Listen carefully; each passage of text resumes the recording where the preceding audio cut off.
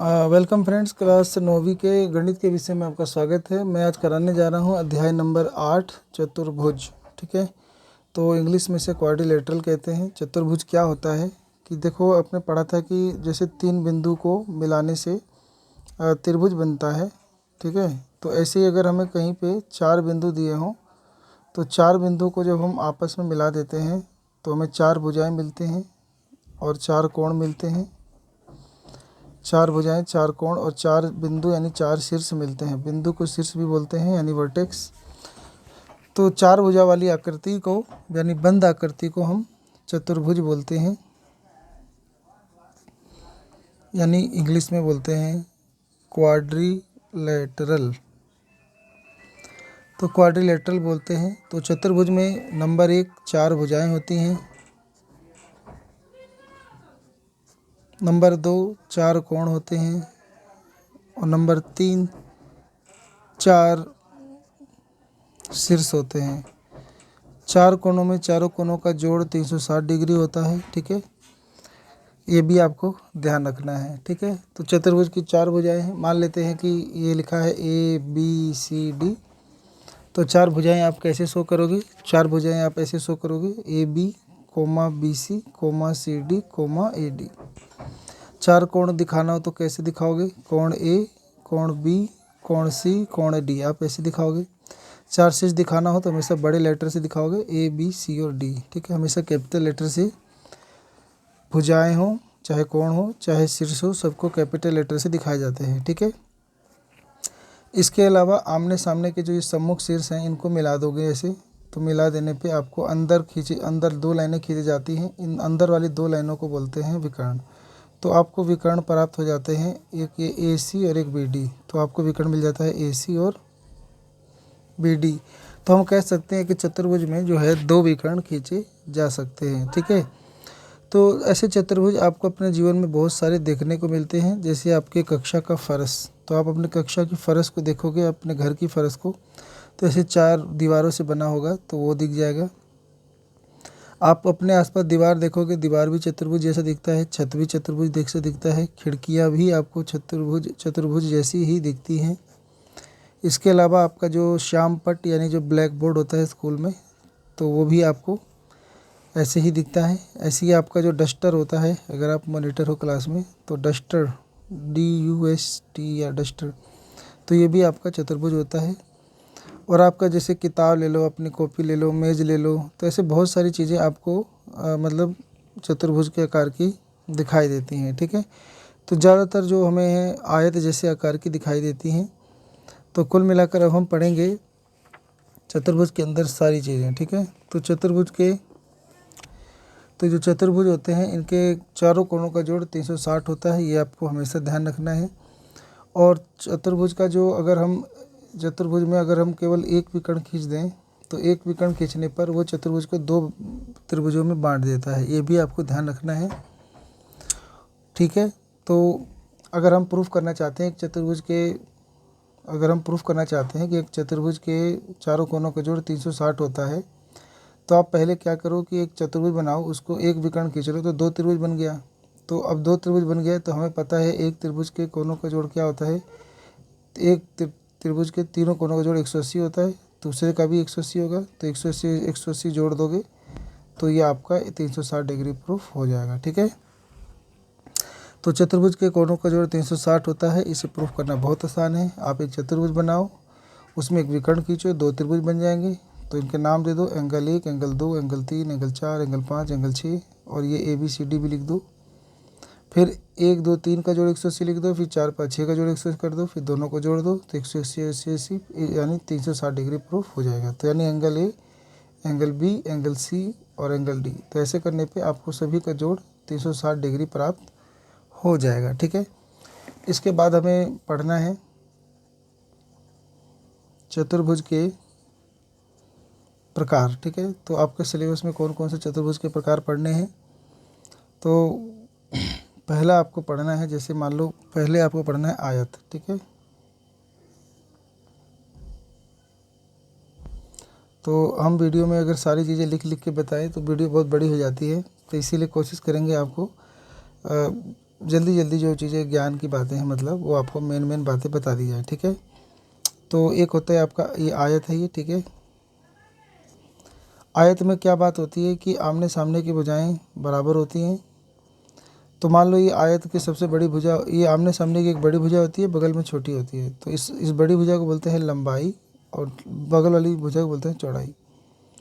तो जो आयत होता है वो एक समांतर चतुर्भुज जैसा होता है, क्योंकि आमने सामने की भुजाएं बराबर और समांतर हैं, तो इसीलिए आयत एक समांतर चतुर्भुज भी होता है। पहले लोग राम ऐसे लिखते हैं। तो समांतर चतुर्भुज को ऐसे लिखते हैं, समांतर चतुर्भुज, आयत एक समांतर चतुर्भुज होता है। इसमें समांतर चतुर्भुज के गुण मौजूद हैं। बस इसमें क्या है कि आयत में सभी कोण 90 का होता है, ये बात बढ़ जाती है। और चारों कोनों का जोड़ 360 होता है और इसके दोनों विकर्ण बराबर होते हैं, ठीक है। अगर इसके विकर्ण खींचेंगे ना तो दोनों विकर्ण बराबर होते हैं और दोनों विकर्ण एक दूसरे को बस समद्विभाजित करते हैं, ठीक है। तो ये सारी चीज़ें आयत की थी। अगर हम एक वर्ग को देखें तो वर्ग में थोड़ा सा क्या होता है कि सभी कोण, ये जो वर्ग है इसमें सभी कोण जो होते हैं वो समकोण यानी 90-90 डिग्री के होते हैं। चारों भुजाएं इसमें बराबर होती हैं। आमने सामने की भुजाएं बराबर और समांतर होती हैं, इसीलिए ये भी एक समांतर चतुर्भुज होता है। इसके विकर्ण भी एक दूसरे के बराबर होते हैं और एक दूसरे को समद्विभाजित करते हैं। लेकिन खास बात ये होती है कि इसके विकर्ण एक दूसरे को समकोण पे समद्विभाजित करते हैं, यानी लंब समद्विभाजक होते हैं। तो यानी इसके जो विकर्ण होते हैं एक दूसरे को लंब समद्विभाजित करते हैं, ठीक है। यानी इसके जो विकर्ण है एक दूसरे को 90-90 डिग्री पर ऐसे काटते हैं और समद्विभाजित भी करते हैं विकर्ण को, तो इसको लंब समद्विभाजक। तो इसके जो विकर्ण होते हैं एक दूसरे को लंब समद्विभाजित करते हैं, ठीक है। तो ये तो हमारी ये खास बातें हो गई, ठीक है। इसके आयत के अंदर ऐसा नहीं होता कि इसके विकर्ण एक दूसरे को समकोण पे काटते हो या लंब समद्विभाजित करते हो। इसके विकर्ण बस एक दूसरे को समद्विभाजित करते हैं। तो ये सब चीज़ें आपको याद रखनी है, ठीक है। अगला हम बात कर लेते हैं समांतर चतुर्भुज का। समांतर चतुर्भुज थोड़ा ऐसे टेढ़ा सा बनाया जाता है। समांतर चतुर्भुज में आमने सामने की भुजाएं बराबर होती हैं और समांतर होती हैं। आमने सामने के जो कोण होते हैं यानी शीर्षाभिमुख कोण वो बराबर होते हैं, ठीक है। इसके दो आसन्न कोण, जैसे मान लो ये ए है और ये बी है, ये सी है ये डी है, तो कोई भी दो आसन्न कोण ले लो, ए बी या ए डी, तो आसन्न कोणों का जोड़ 180 होता है और सभी कोणों का जोड़ 360 होता है। आमने सामने कोण बराबर होते हैं। आमने सामने भुजाएं बराबर और समांतर होती हैं और इसके जो विकर्ण होते हैं वो एक दूसरे को समद्विभाजित करते हैं।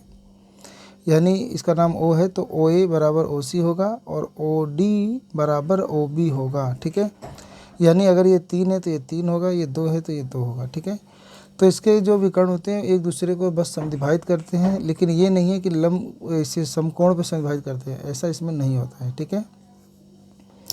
फिर हम बात करेंगे एक समचतुर्भुज की, ठीक है। तो समचतुर्भुज, तो मान लेते हैं ये ए बी सी डी है। समचतुर्भुज में क्या होता है कि आमने सामने भुजाएं बराबर और समांतर होती हैं, लेकिन इसमें चारों भुजाएं बराबर होती हैं। इसके जो आमने सामने के शीर्षाभिमुख कोण हैं वो बराबर होते हैं, ठीक है। और इसके जो विकर्ण होते हैं वो बराबर नहीं होते हैं, ठीक है। तो इन दोनों में विकर्ण बराबर नहीं होते हैं। ऊपर वाले में क्या था कि दोनों के विकर्ण बराबर थे, एक दूसरे को समद्विभाजित कर रहे थे, लेकिन ये एक दूसरे को लंब समद्विभाजित नहीं कर रहे थे, लेकिन ये लंब समद्विभाजित करते हैं। ऐसे इसमें होता है।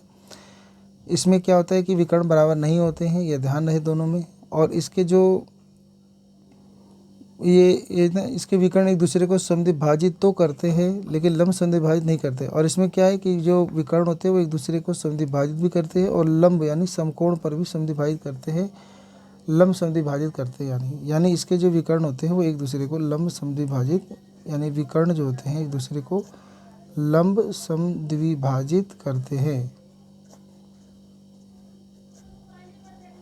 तो इस बात का आपको ध्यान रखना है, ठीक है। तो इतनी चीज़ों के बाद आपको 2 चीज़ें और पढ़ना है। तो एक होता है आपका समलंब, ठीक है। तो ये समलंब है, ये था आपका समांतर चतुर्भुज,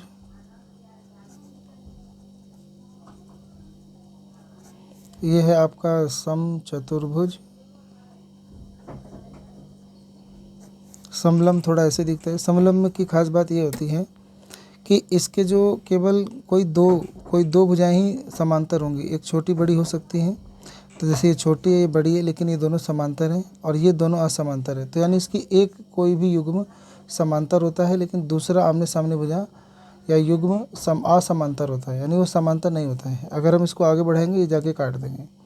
लेकिन इसके जो दो भुजाएं समांतर हैं, उसके अगर बगल वाले जो आसन्न कोण है इनका जोड़ 180 होता है, और ऐसे ये दो बगल वाले आसन्न कोण है इनका जोड़ 180 होता है, और पूरे का जोड़ 360 होता है। इसके जो विकर्ण होते हैं वो बराबर नहीं होते हैं, हो भी सकते हैं नहीं भी होते हैं, लेकिन एक दूसरे को समद्विभाजित नहीं करते हैं, न समकोण पे समद्विभाजित करते हैं। ठीक है, तो समलंब में बस इतना ही था। फिर एक होता है आपके पास काइट यानी पतंग।